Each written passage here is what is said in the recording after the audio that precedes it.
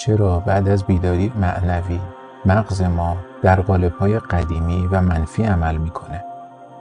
از اونجایی که شبکه‌های عصبی زیادی در مغز ما شکل گرفته که با افکار، احساسات و خصوصیات شخصیتی ما در ارتباط هستند، وقتی من کوانتومی با سرعت زیادی تغییر میکنه، مغز عقب میمونه و به زمان بیشتری برای تغییر احتیاج داره، چون باید تمام شبکه‌های عصبیش رو از نو تنظیم کنه. من کوانتومی ما با سرعت بیشتری با انرژی جدید تنظیم شده، اما مغزمون هنوز مثل قبل فکر میکنه و این یک تنش درونی نسبتاً دردناک بین من جدید و من قدیمی به وجود میاره. این تنش خیلی در بین افرادی که وارد بیداری معنوی میشن رایجه.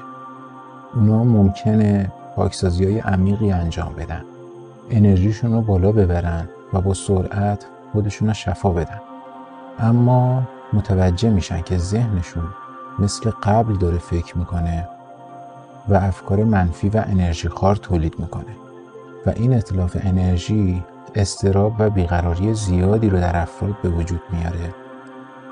این به خصوص در زمانی که فرد خیلی به ذهنش چسبیده صحت داره.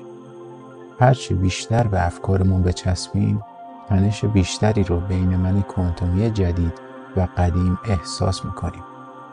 لازمه تا به آزاد کردن ذهنمون از افکار مغشوش و قالب‌های قدیمی به خودمون اجازه بدیم تغییر الگوهای رفتاری رو تمرین کنیم که به ما کمک کنه ذهنمون از افکار قدیم به دیدگاه و نوع تفکر جدید مهاجرت کنه و اون بیداری معنوی در اعمال و رفتار ما مشهود بشه.